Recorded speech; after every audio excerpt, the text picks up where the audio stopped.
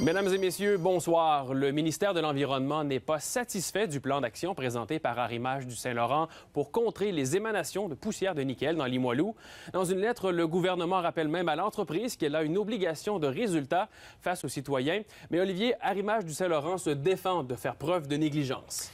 Effectivement, Guillaume, cela dit, l'entreprise déplore vraiment ce nuage de charbon qui s'est échappé donc de ses installations le 29 mai. Mais on dit malheureusement que c'est quelque chose qui pouvait encore survenir étant donné que le système de canon à eau qui a été installé n'est pas encore tout à fait opérationnel. Ces images captées par une citoyenne le 29 mai ont démontré que le problème de poussière en provenance du port de Québec était loin d'être réglé. Et voilà que le ministère de l'Environnement commence à poser des questions. Dans une lettre envoyée à la compagnie fautive Arrimage du Saint-Laurent, le ministère qualifie son plan d'action de succès. Difficile donc d'évaluer l'efficacité des mesures en place, mais l'entreprise aurait néanmoins une obligation de résultat. Comment ça se fait qu'on hausse pas le ton un petit peu plus que ça, là? Pour Véronique Lalande, il est temps de forcer la main des responsables dans ce dossier.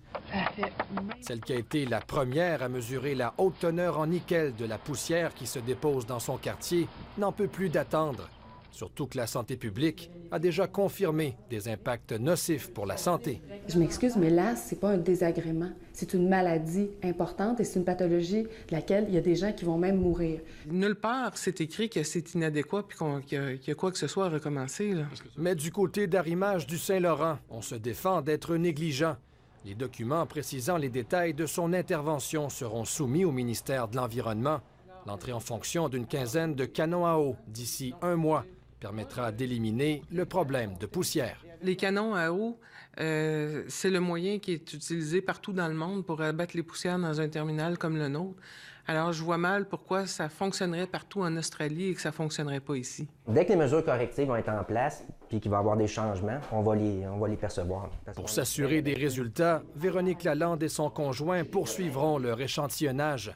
Et elle confrontera de nouveau Arrimage du Saint-Laurent si elle continue de noter la présence de contaminants. On ne commentera pas ça. Non, on va répondre au ministère de l'Environnement. Olivier Lemieux, Radio-Canada.